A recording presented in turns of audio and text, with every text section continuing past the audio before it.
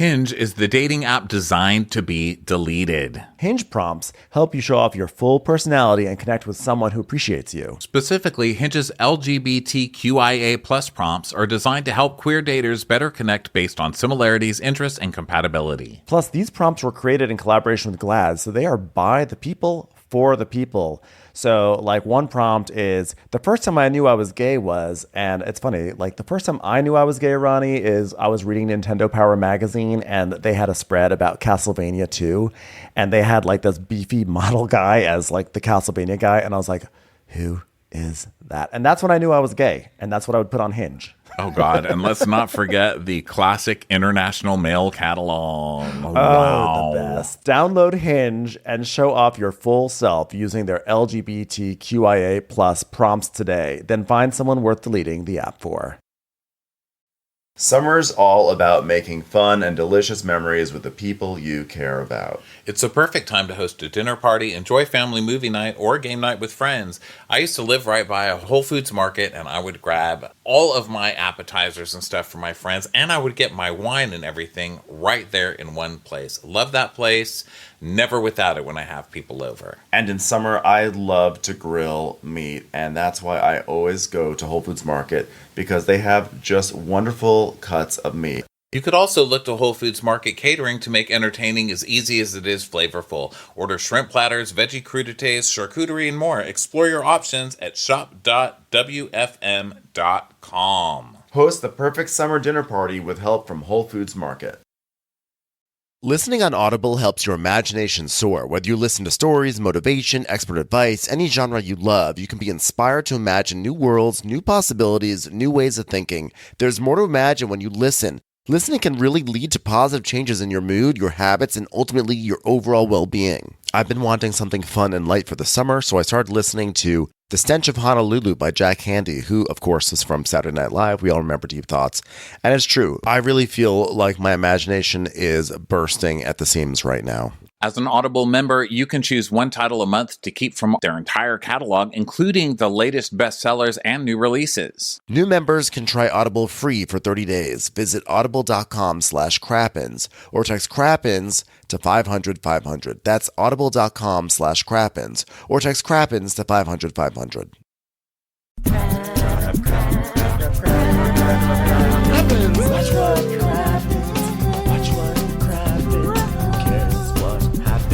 So much that happens. Watch what happens.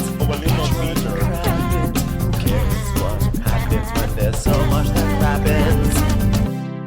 Hi, everyone. Welcome back. This is part 2 of a 2-part recap. If you're wondering where part 1 was, well, go check in the feed and be sure to subscribe so that way you always get your episodes. But enough of that. Let's get right back into the episode. So then she talks about her godmother's coming, and she's like, yeah, my godmother's my dad's first cousin, and she's been like a second mom to me, and like a lot of my bouginess I get from my godmother, and like she's always dressed in nines and Louis Vuitton and everything. And wait, hold on one second. Yeah, I'm not going to talk to you anymore. I decided I I'm done with it. I'm done with it now. How are you dressed to the nines like the lady who wears Louis Vuitton everything? You wear Louis Vuitton nothing. What are you talking about? Like, even the people who work at Van Heusen are embarrassed when you walk in. You look like a dryer sheet with a ribbon tied around it. What the fuck are you talking about? Yeah, no. So Danielle is like saying how she's like, you know what, like growing up, even if I was like, I don't know, baking a cake, you know, to her it was my godmother was always like the best cake ever. And like maybe when I was like, why? Maybe that's why I was messed up. Because I always thought all my cakes were good. But like, I don't know. Let me think about this. Even at 38, it's still the most special girl in the world to her. So it means the world to have her come into my bougie kids.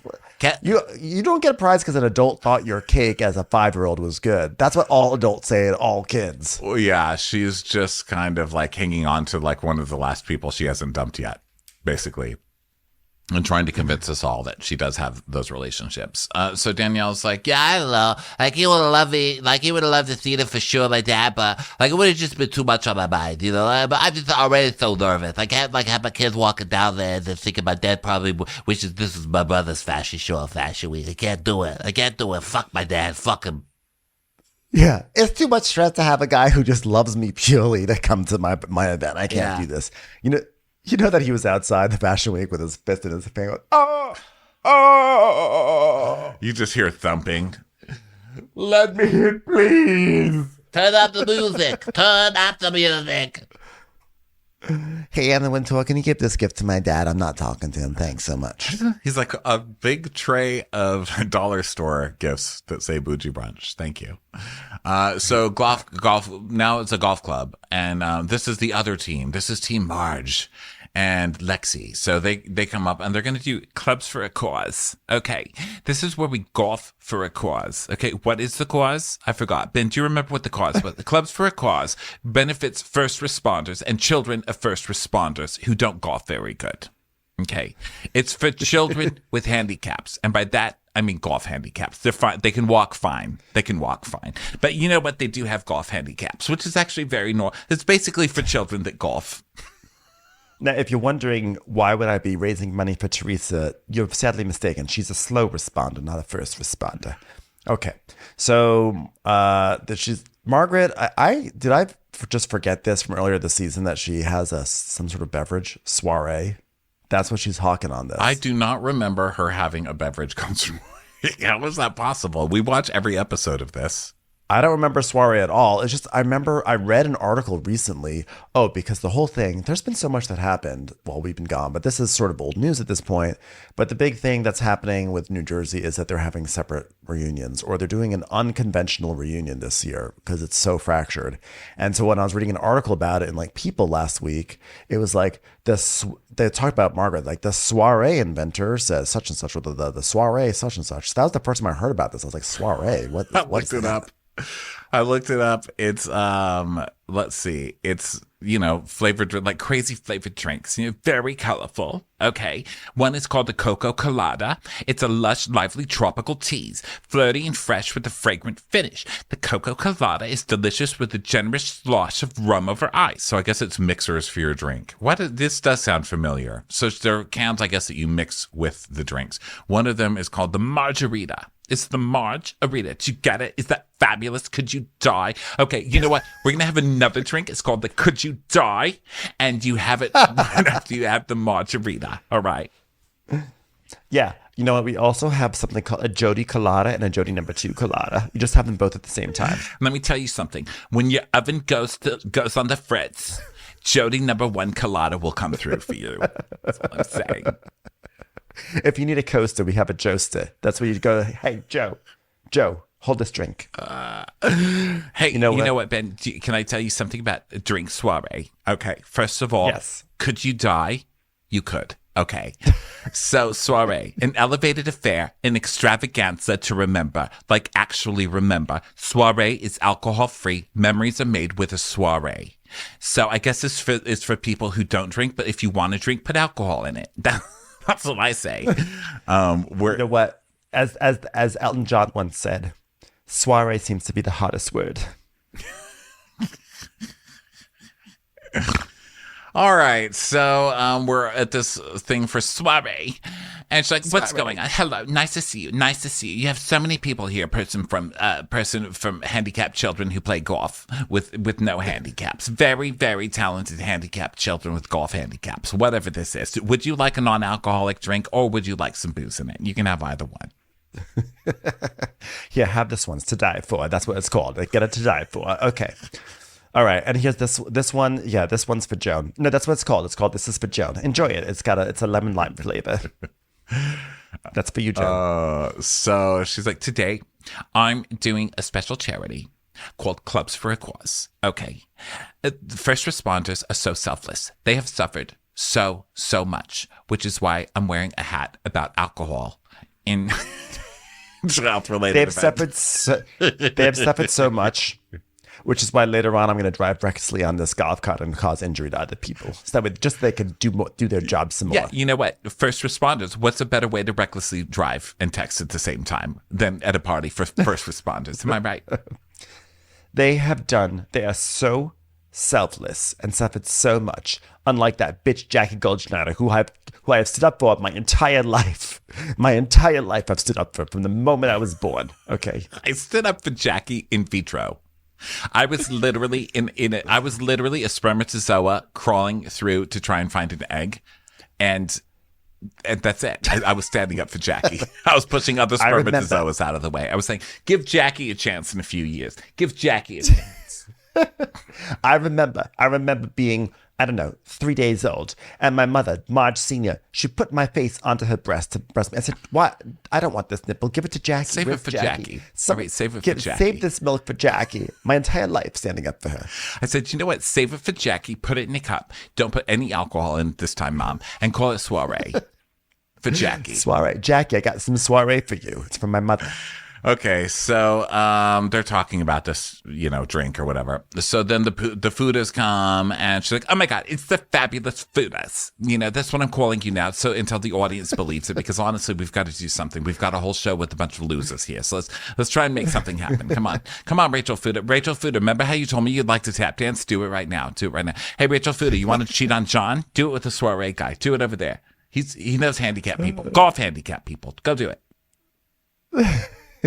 So just people are arriving, and then they start like piling into golf carts, start giving the stuff around. And then we cut over to a Mexican restaurant where Jen Fessler is sitting. Talking to a waitress. She goes, "I want a margarita, please."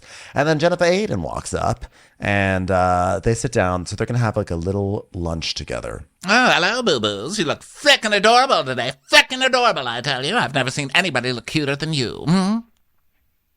"Oh, thank you, baby. This is Mama Chic."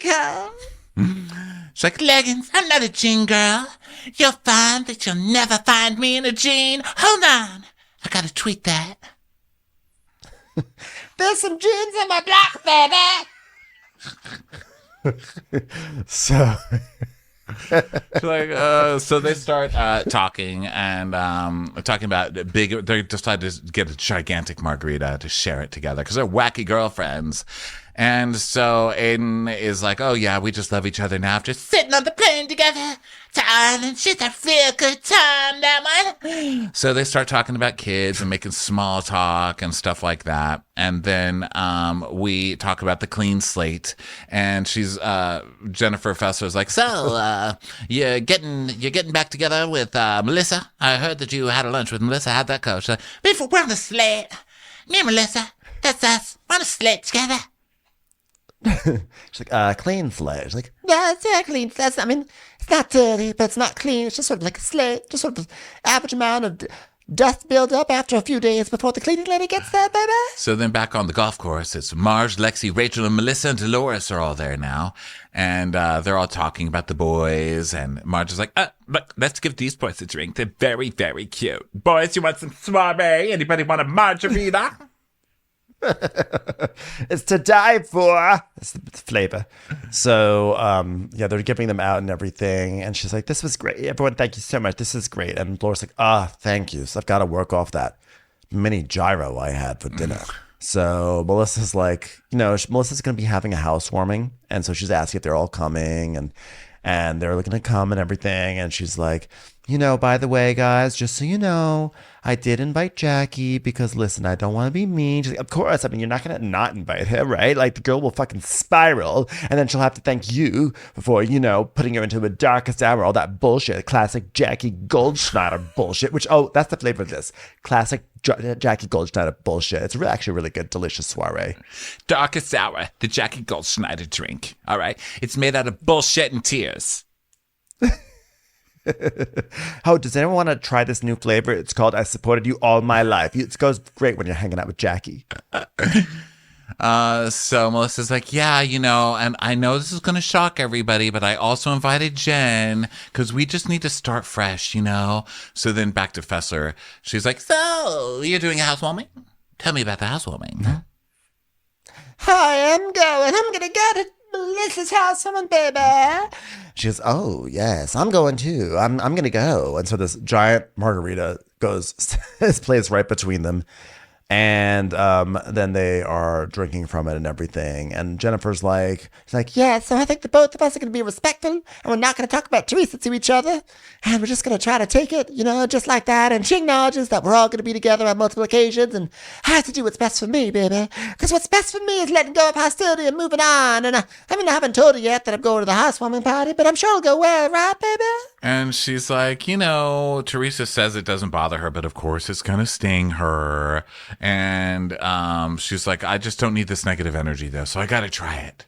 Well, having a similar situation, I'm becoming even friendlier with Teresa. So that's very interesting to see who's going to get upset and who's not going to get upset. Ooh, who's going to get mad about us having a giant margarita. I just love it. You know what I'm going to say? I'm going to have a giant margarita if I want to have a giant margarita, and no one's going to stop me. And that's my stance, the Jen Fessler stance. I shall have margaritas with whoever I want to. Isn't this fabulous? It's like, what a bummer in this group. People hate each other one minute and love each other the next minute. And Jennifer's like, yeah, for example, when we were at Danielle's party, baby. And Jennifer Aiden starts talking about how Danielle, once again, was accusing her of setting her up, accusing Jennifer Aiden of setting her up about the Melissa thing last season. Which she did. And then they move over to the Lena thing, where she's like, oh, and she wasn't happy that I had Lena at my brunch. And she was going on about Lena being in the VIP section. She was saying, who's Lena to be here in the VIP section? And Fester's like, oh, who is she? Lena's a woman who does hair. A woman who does amazing hair, big hair, small hair, bobs, shaves, combs, curls. She is Lena, the hair lady. Who wouldn't put Lena in the VIP section? I mean, really. It's very gross. And then Rachel and Teresa started getting into it, but I have to say, Teresa was super calm. She was more triggered by Danielle than she was by Rachel, which was very surprising to me, baby. And then she did say to Rachel that, so I wasn't trying to say that John Fuda was a drug dealer. Right now, I was saying that he was a drug dealer in the past, which is totally different, baby. Oh, I'm so glad she was actually taking accountability and saying, listen, I don't mean it. I wasn't saying that he is a drug dealer, and I appreciate that. Anything to help me have a mental workaround for suddenly becoming friends with Teresa. Truly. It is just crazy. What does that mean? Wow, look at Teresa. What a good person. I was just calling him a drug dealer in the past. So she's like, yeah, but then Rachel wouldn't have it. Rachel was fighting with her, and it ended up with Teresa leaving. She got no closure. No closure. She did get a pair of underwear made out of plastic bags from a garbage store with feathers glued to it, and crotchless, by the way. I don't know if she's going to be able to wear those, but it was a nice start. Hey, what was that? What's that funny saying you're always saying? Something about you always don't give a nothing, or whatever. You do something with a nothing. If you got something you don't want to give, then don't give none in the first place. What has it go again? oh my God, I'm not even going to do this because did she just totally jump into cartoonish black scent to do? What was she doing? Don't start, not repeat, baby. And then I was like, okay, well, that was, and then she repeated it, and she's like, don't stop. But she does I was like like, a oh yeah. She's like, don't stop. No. She was trying to she was going in. She was having a little visit into Black Scent World a little bit. Yeah. No, bad.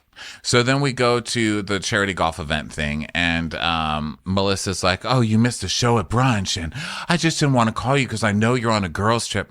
You didn't want to call me on a girls' trip? You kidding? Denise, I was left alone on a beach with Denise's Manolo. Everybody else literally got sucked up by a storm. I never saw them again. All I was thinking about is she told off Teresa. How did it go? Did you threaten Teresa with anything? I mean, call me. Always call me, okay? I'm like a helpline for a gym. I'm always open. Call me. So Melissa's helpline for a Rachel, gym. I don't know where that came from. I was like, are they always? No, I don't know. I don't know why I thought that. Go ahead. Let's just pretend that didn't happen. Moving along. Let's just pretend the black scent to this part. None of it ever happened. By the way, did I tell you? I would love to hear what the audience recommends for this. This has nothing to do with it, but you brought up something that I discovered. I canceled my membership to LA Fitness literally 3 years ago. And I last week discovered that they've been charging me all this time, which was definitely my fault for not realizing that is it on a my privilege bill. right there.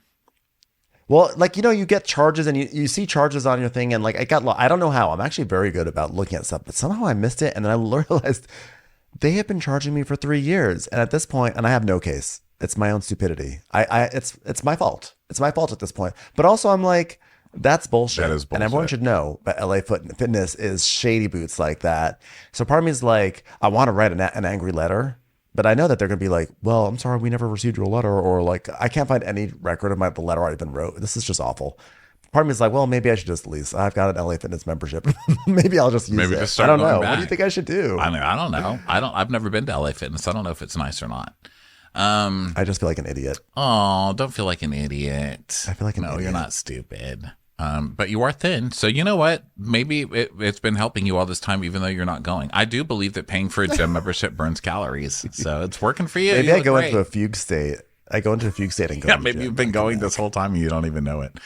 Okay, so Aiden they're gossiping about whatever happened at the party, and Rachel's like, well, I called you Margaret. She goes, oh, I know that you called me Fabulous Fuda. I know that you do. I remember my phone rang and I said, Fabulous Fuda's calling. And then Melissa's like, so you told her what happened? So I need to ask you after that brunch because like that was intense. She goes, I'm good. I just have way too much shit going on at home to give two shits about anything else. Like shit that Teresa is saying. I just do not care. Okay? What does she have going on at home, by the way? I'd like to know. I've got too much shit going on at home. Like what? My ice, my ice machine is broken. Too much shit going on. Too much shit. I can't focus on Teresa right now. John lost a customer's keys the other day. Literally spent all morning looking for them. It was very, very difficult. John got very excited. He was like, oh my God, they're doing a show all about me on Bravo. I said, no, it's called The Valley, not The Valet. It took him a while to come down from that. So then Dolores is like, well, you listen, I think that you said everything. She said everything. I don't think there's anything left to say. I mean, is there anything left to say? And Richard goes, I have nothing. My tank is empty. Yes, I did make a car pun after my husband has been called a parking attendant. I don't know why I did that. Gym customer service is open all night long. I'll tell you that much.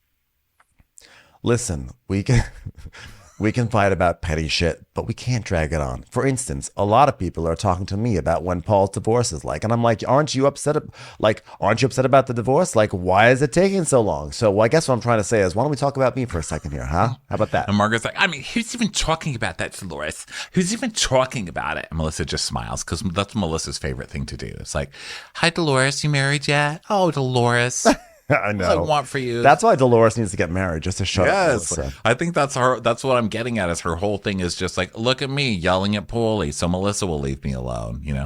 It's time for a commercial. It's time for a crappins.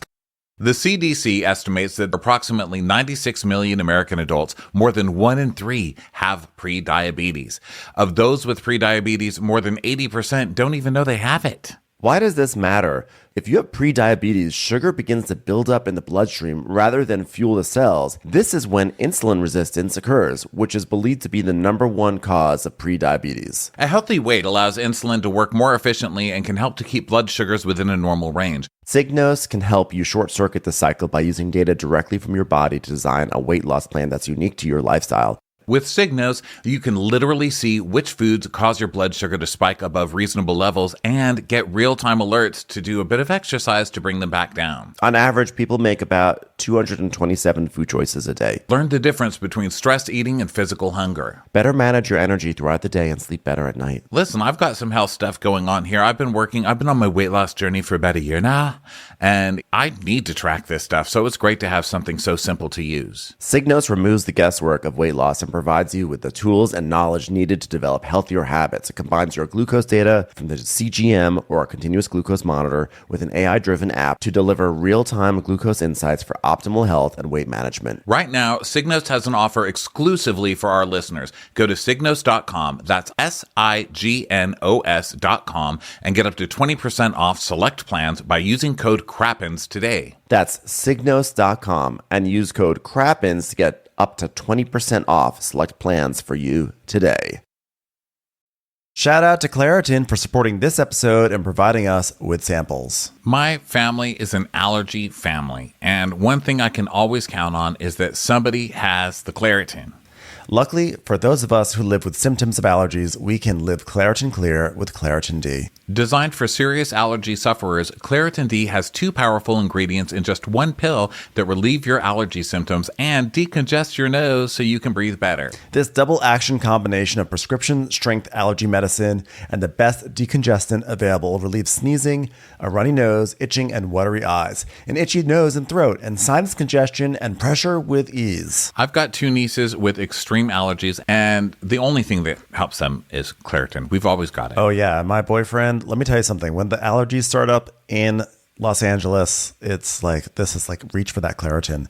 Ready to live life as if you don't have allergies? It's time to live Claritin Clear. Fast and powerful relief is just a quick trip away. Find Claritin D at the pharmacy counter. Ask for Claritin at your local pharmacy counter. You don't even need a prescription. Go to Claritin.com right now for a discount so you can live Claritin Clear. Use as directed. At the Coca-Cola Company, Keurig Dr. Pepper, and PepsiCo, some of our bottles can be remade in a whole new way, using 100% recycled plastic. New bottles using no new plastic, except the caps and labels. Learn more at madetoberemade.org. Commercial.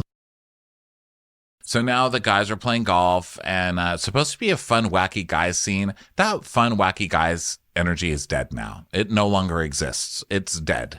It's dead with Louis, and it's dead with this Fuda guy coming in. It's just not fun anymore. Sorry, guys. Fire the guys. And Frank is nowhere to be found. Yeah.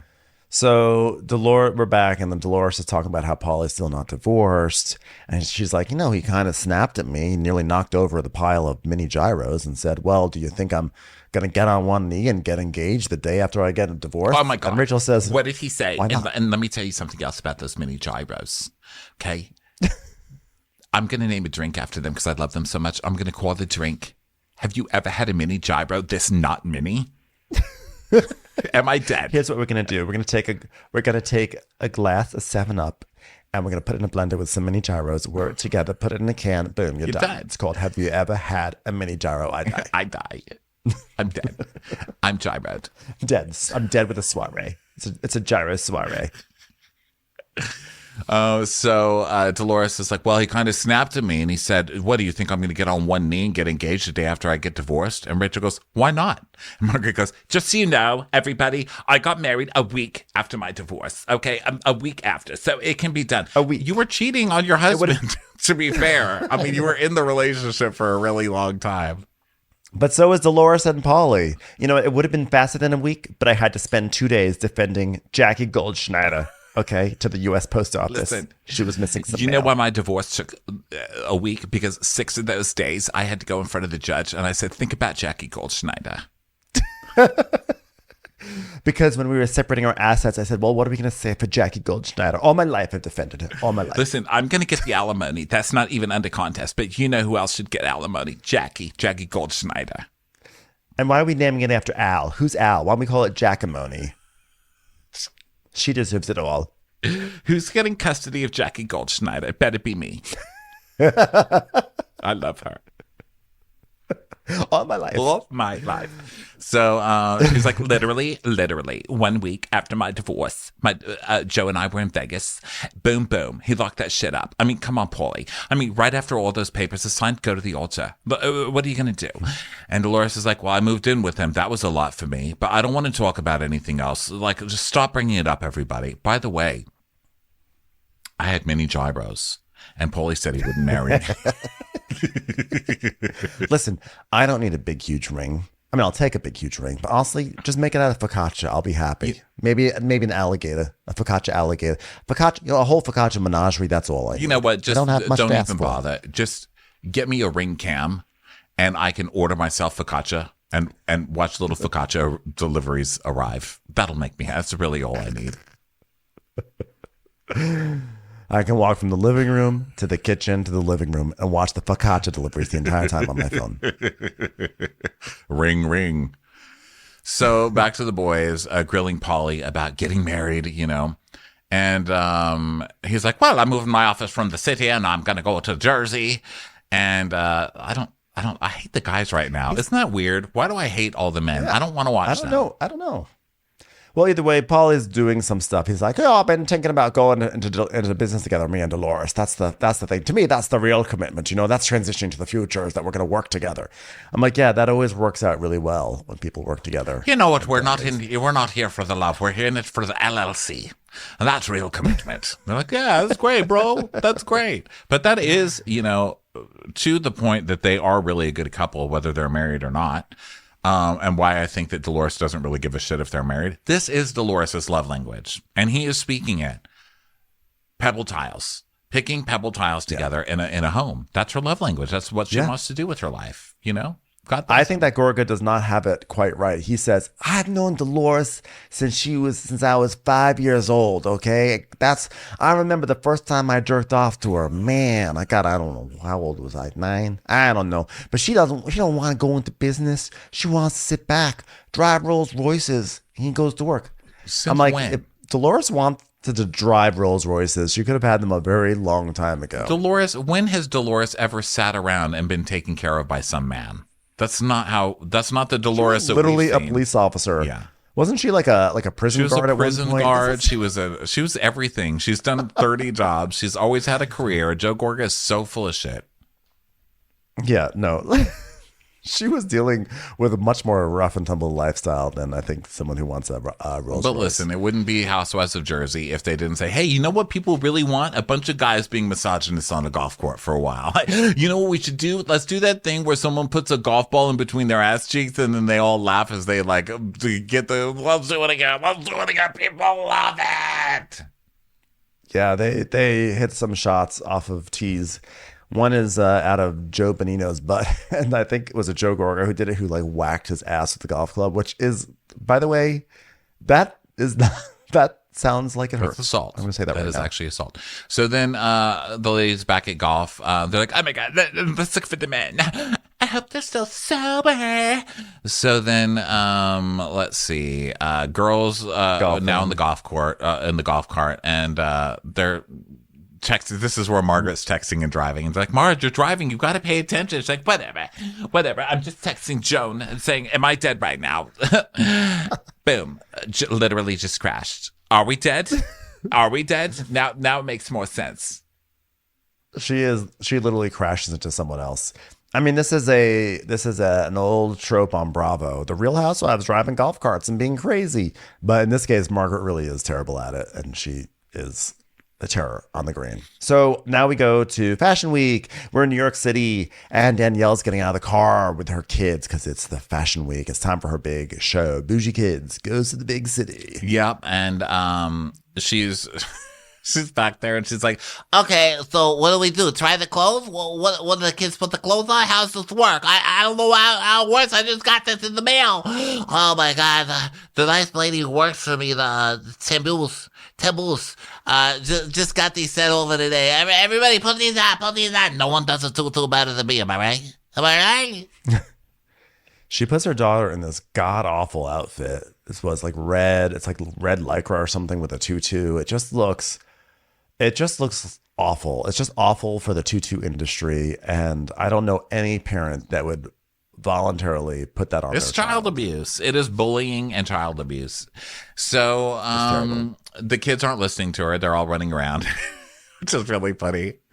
And she's talking to a little girl. She goes, Hey, smile. You're in New York Fashion Week. How old are you anyway? Yeah, you know what? This is a big deal, little girl, okay? You can crack a smile or else I'm going to fart in your face. I don't think smiling's allowed at Fashion Week. I don't think models smile. I don't think she realizes how it I know works. that kid actually got it right. Yeah. So it's just like a lot of prep. It's like, backstage mania. Nate and Dominic show up, and, the godmother and everything. Of course, Melissa's telling Nate, down. like, oh, yeah, of course I've done Fashion Week before. Yeah, all my kids have walked in Fashion Week. So, yeah, this is huge for her. I'm just so excited for her because I've already done it. I'm a veterinarian, so I've done this before. Listen, unless it's the posh fashion show, I'm not interested in watching this stuff on New Jersey. Okay, and I say bring back the posh fashion show. It's time. Melissa's the one who ruined the posh fashion show. While I'm giving Melissa know, shit Melissa today, ruined Melissa it. ruined that When shit did we too. get- You know who has a really good show? Kim D. I love it. And I don't even know what it's called. Oh, is it called Messing with the Big Boy? I think that's her book, like dealing with messing with the big boys or something. But Kim D has a show because we follow Kim D on the Instagram, you know, and I see little clips of it that she posts and I love it. She's like, you know what I feel about it. Let me tell you what I feel about Teresa. I feel like it's a bunch of bullshit. And you know what I have to say to that hairdresser? I don't like you. And I did like you, but now I don't like you. And that's it. That's all I'm going to say about it. It's my favorite thing to scroll past. I love it. She is hilarious. Oh God, bring the Kims Bring the back. Kims back. It's time. It's time, and that no, we said the plural. Both okay? of them. D Get and Granny G. Tell in here too. Get her ass in here. We need Yeah, everybody. get them all in here. Okay, so it's like fashion. It's a fashion show, and Danielle's doing like, I mean, where the fuck am I right now? I literally just walked into Marie Antoinette version of the Nutcracker. because the show that was on before her was like modern and like it was playing classical music. Then of course her show starts like, Yeah, that show before hers was so funny. It was so trying to be pretentious, and it was just sad. It was like, wow, a girl doing a plie to dark music. You know, she's like, what the fuck is this? So then her kids come out, and I mean, it really is. It's like if Multiplicity starred Fran Drescher from The Nanny, and they lined up 20 Fran Dreschers and then just started driving her over at high speed with buses, and they were just splatting all over the windshield. That's what it looked like. It was hard to watch. yeah. So it goes on for a long time, and then afterwards, Danielle is like, she's in her confessional, choking up. She goes, Oh my God, having my own line. Was like a conversation that I have like drunk with Nate at a bar. Imagine it. Can you imagine? And like, if young Danielle could see me now. Don't worry. Dream as big as you possibly can. And don't let anybody dull your sparkle. Because remember, the people who support you are the people you should never talk to ever again in your life. So then we go to Teresa's, and Rosie, the golden retriever, is on Teresa's match. She's like, Rosie, I need to do yogas. Go over there. Go over there. Go over. Rosie went over there. Rosie went to college. I felt like this was so mean having a dog named Rosie when poor Rosie, who also should come back, has probably just been waiting by the phone for cousin Teresa to call up. Be like, hey, come on, cousin Teresa, welcome back. Come on, we grew up together. Come on, I'm going to fuck you up. I'll fucking kill her. Remember Rosie at the reunion? You just hear her screaming backstage. So they're stretching and everything, and Lou's like, okay, I'm gonna stretch you out, Teresa. She goes, Yeah, okay, do that. hey, does this feel good? Yeah, feels good. Okay, I'm going a little lower. We gotta release the endorphin disease because nobody's gonna do a sparkle. So then we go to the Fudas, and Rachel's putting on makeup, and John is, you know, like trying to look really good because he's putting on his Adidas tracksuit and like his best because he's having a Housewives scene today. So he's like trying to pump himself up. Yeah. And she's like, look who it is, Johnny Soprano in your little tracksuit there. He's like, yeah, well, I was going to wear this to the shit show. What do you think? What do you think? Do I look good? Is this like reunion worthy or what?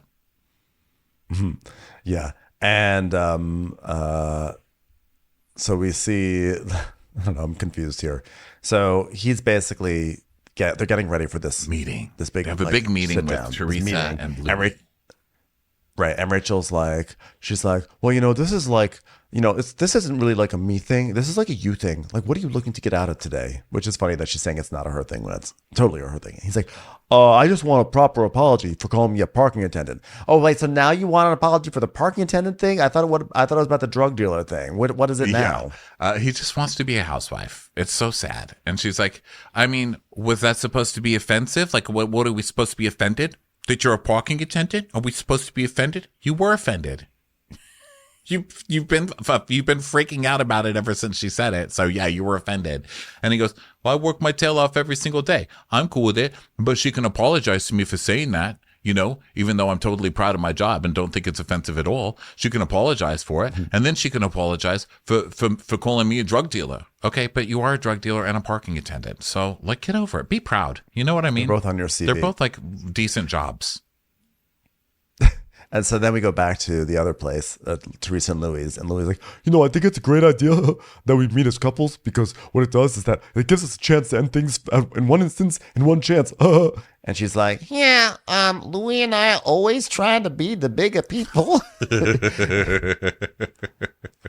Yeah, Paulie and So Louis true. is close, and so like they say you gotta clear the air, so now we're gonna clear the air. So then she's like, yeah, like John's going to demand an apology. And she goes, I can't believe John Fugazi even has the audacity to ask me for an apology. He's got a lot of balls. John Fugazi? Maron. He's got balls like that. Who is he? Sherlock Holmes? John Fugazi? I don't even want to think about his balls. I was like,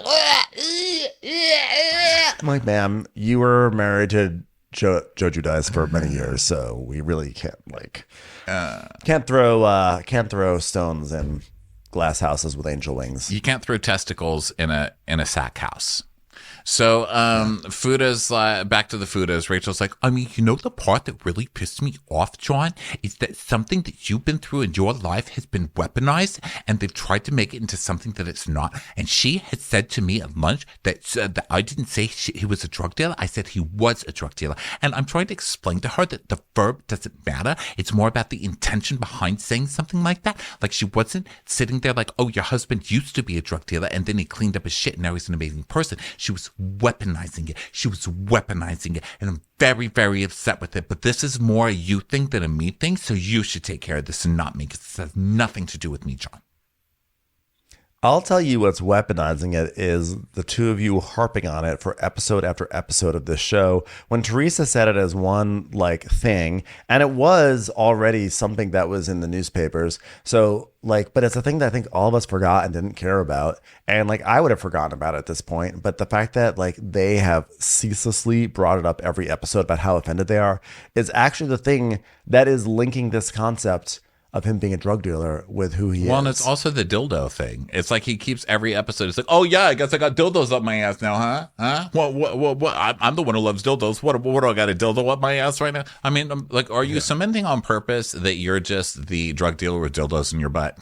Because, obviously, I kind of love both of those things. So you're kind of a hero to my people. But, sir, if you don't want it, then why are you saying it in every episode? You're literally cementing it as your legacy, And then he goes, well, you know what? I think that Louis shares who he is through other people's eyes. So, for example, they accuse me of being a drug dealer, but maybe it's because he's a drug dealer, all right? And they accuse people of maybe he is one. Good one. That's a great deduction there. Were you parking a bug when you thought of that? He calls me a parking attendant because you know what? He parks cars. He's a parking attendant. That's why. Beep, beep, beep, beep, beep. God, I'm too close to that car. Okay, so Teresa and Louis. Teresa's like, Yeah, I really wish you would say sorry for putting a false narrative out there, right? Because, look, his ex came forward and said she never spoke to you, right? Even Rachel said that I haven't done anything in my life since I got out of jail. I could sit there and call her names too or whatever, but I don't want to be that person, right? I'm not that person anymore, right? You're literally the same person who does that. I mean, you just do it more quietly. And now you've got a teammate, so now you're teaming up with somebody to do it. You know what? If I got to go back there and grab old Teresa, she's there. And if I got to go back and grab the wolf, I feed 2 wolves every day, Teresa. It's which one I'm going to feed that day. You know what I'm talking about? I'm like, I have no idea what you're talking about. What the fuck are you talking about feeding wolves? He's saying, he's like, listen, we have both come a long way, but if we need to go pull the wolves out from inside of us, like they're werewolves, and they can be monsters again any moment that they choose. So if he wants to pull out his wolf and unleash on these fucking people, even though he's been holding it back, he feeds 2 wolves, me and you, Teresa, and we've been keeping it in, but we can unleash on these motherfuckers whenever we want to, which is really hilarious because anybody who sees someone like this guy constantly doing yoga with 20 Buddhas in his backyard, everyone knows that this guy is faking and will slit your throat the second he gets a chance. And he's just admitting it, you know? It's all fakery. Yeah. So, and then we go back to the Fuda household where they're just continuing to psych each other up and be like, it's either going to be good or it's going to be really bad. And Rachel thinks somehow that Louis is going to talk some sense into Teresa, but we know that's not going to happen. So now so Rachel and John arrive at the Girl, restaurant. you couldn't shock. You couldn't shock it. You can lobotomize it into Teresa. Like, Teresa's a thick skull, you know? That's a thick skull to get through. So they arrive at the restaurant. Rachel and John arrive at the restaurant. They have a private room, aka the whole restaurant, because no one's there. And they're all getting ready and stuff. And, you know, they're sitting down. And now Teresa and Louis show up. And then the Fudas order, they each order 2 shots of tequila for themselves. I thought this was so funny when Rachel walks in. She goes, "We're here. We have a private room." I'm like, oh my God, for your fucking housewives husband fight. It's so stupid. I loved it. It's like, we're getting a private room at Rails today. We're going to do this right. Before we start, do you want any mini gyros? So they all sit down and John's like, yeah, well, I don't think it's appropriate for me to start. Louis like, okay, well, then I'll start. Yeah, well, I think you guys should start. I'm like, he literally just said they're going to start. All right, so let's start. Yeah, you guys start. Yeah, I think you should start. All right. All right. Okay. Okay. I think you should start. So she points to a gift and she's like, You should start. I'm going to start now, right? Start. Oh, can I? Drugs. You should Deals. start. Drugs. Sorry. Do you have my keys? Do you have my keys? Do you have my keys? Yeah, I got my. Hold on a second. Oh, what's your number again? I gave you my ticket. God damn it! She tricked me. All right, by the way, that Dom Perignon, that's for my brother, all right? Because I heard that he was having a housewarming and he didn't invite me. So if you guys could take that to him. they're not your messengers. She's like, by the way, could you deliver this to my brother? No. Yeah, but you know what? One of the reasons I'm sitting down today is out of respect for your brother. By the way, he's a good guy. Yeah, well, I mean, I wish you, I heard you had tremendous respect for me, and, that's what Louis also said, and, when I met you guys, I never had a problem with you guys before. And Rachel's like, I do not truly feel like you wanted to be my friend, Teresa.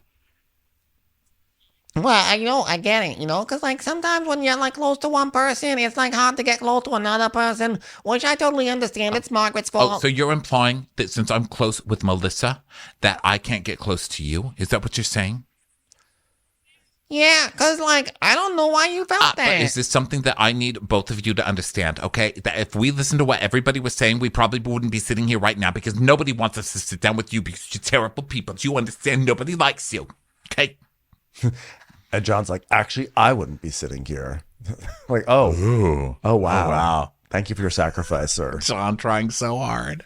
So she's like, just being honest. She goes, All right, well, I mean, also, John, I felt a connection with you, you know. and he's like, so what changed? What changed? What changed to go out and call me a drug dealer? She's like, I wasn't calling you a drug dealer currently. Are you sure about that? Are you sure? So what'd you say? If you heard that I called you a drug dealer currently, then I'm sorry that you heard that. 'Cause, Wait, what verb did you use? What verb? what's that? Coming. But did you use, what tense did you use when you said the word? Angry corianders. All right. Why are you asking If me you had about to say herbs? it again. I heard that someone in your past said that you were the biggest drug dealer. And Rachel's like, but this is what I said to you at lunch, is that to me, it doesn't matter if you said he is or he was. It's the fact that you put that in the universe that we're living in, even though it was already in the universe and what people are doing. I didn't put it onto the universe. You know what I'm saying, Teresa. It was already on the universe, all right? Publicly. You put it out there publicly. Publicly. he's like, so all right, so let me redirect this conversation, okay? Because I was coming here today to get an apology, and I'm not really hearing that right now. Did you just hear what I said? I said if you heard that, I said you was a drug dealer currently.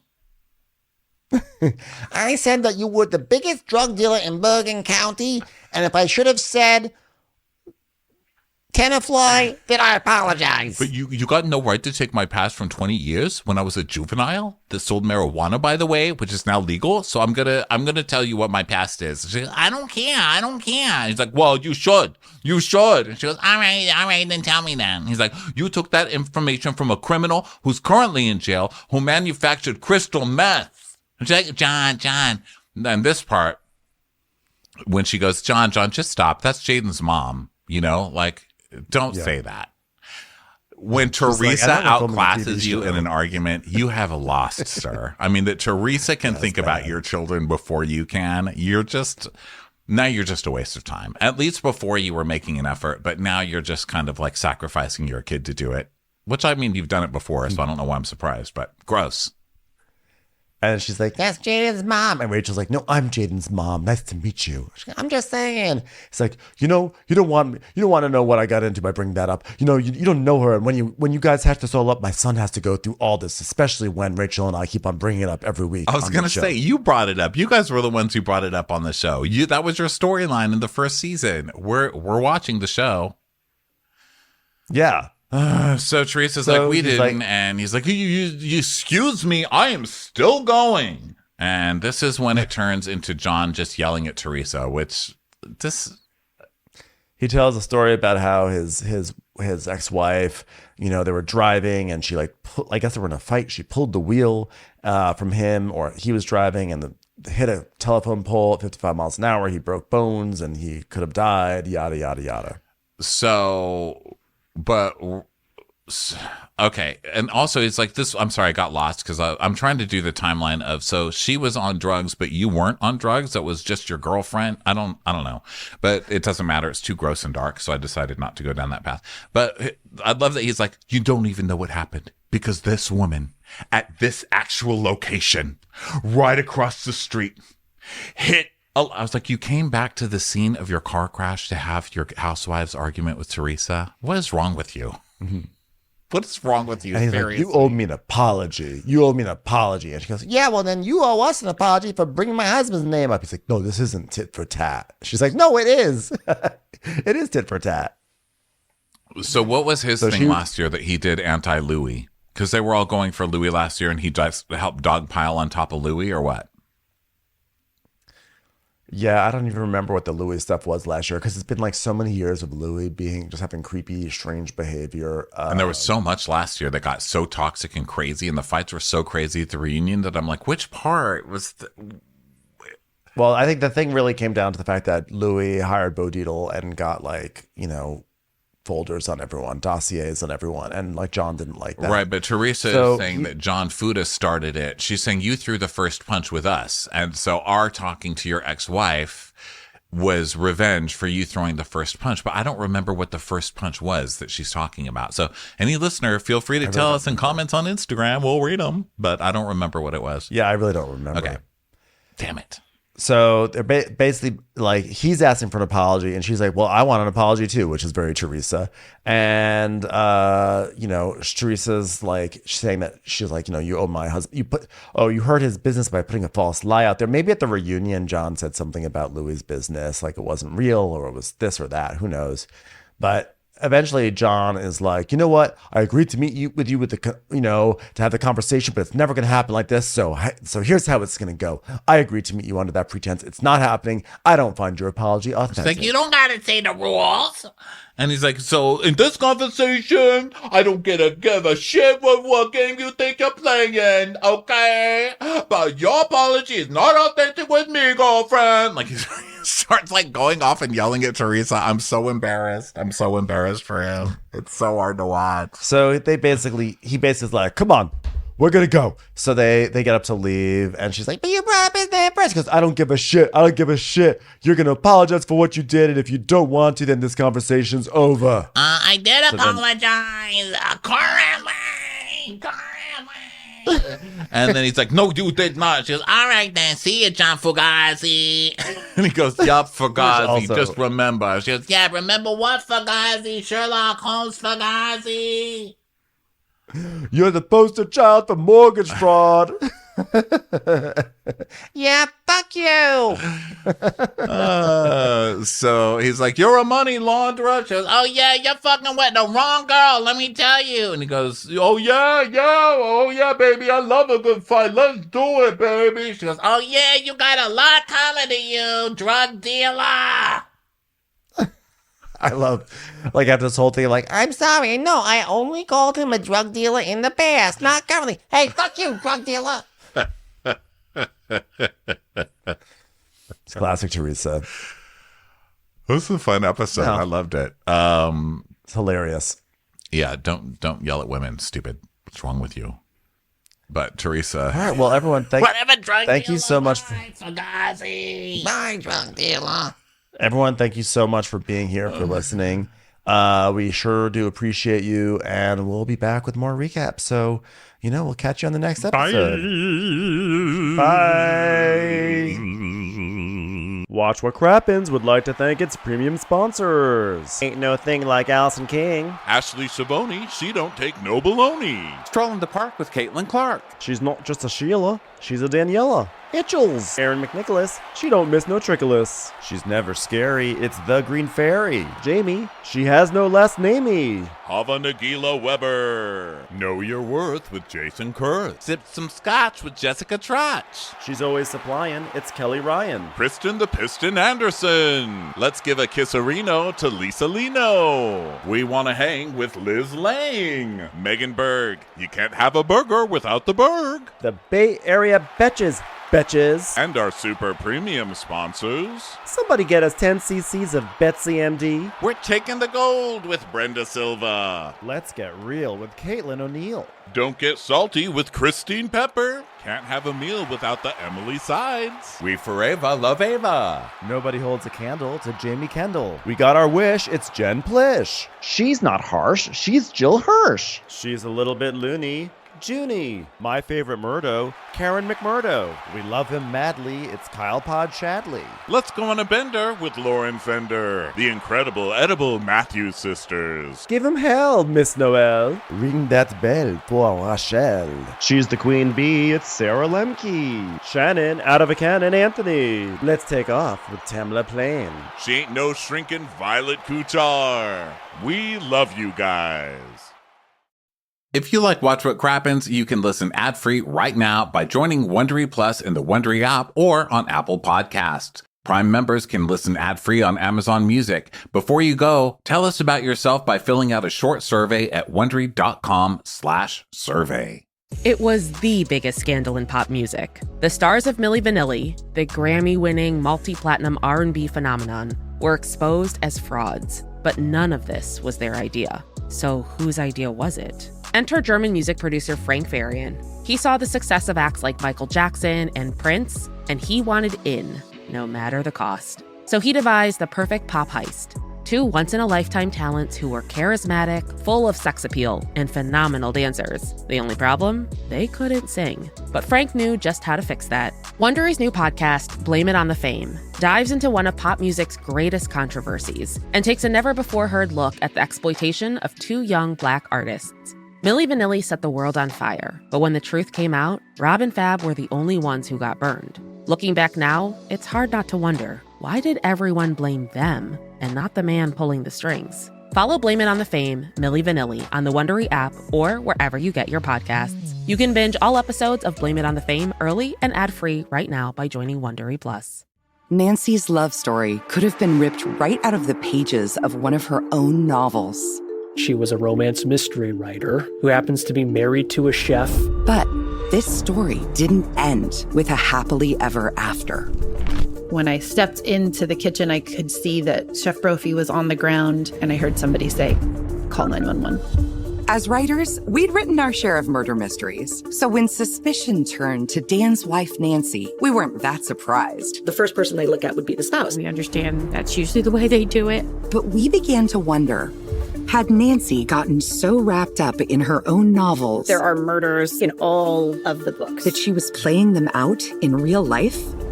Follow Happily Never After, Dan and Nancy on the Wondery app or wherever you get your podcasts. You can binge all episodes of Happily Never After, Dan and Nancy early and ad-free right now by joining Wondery Plus.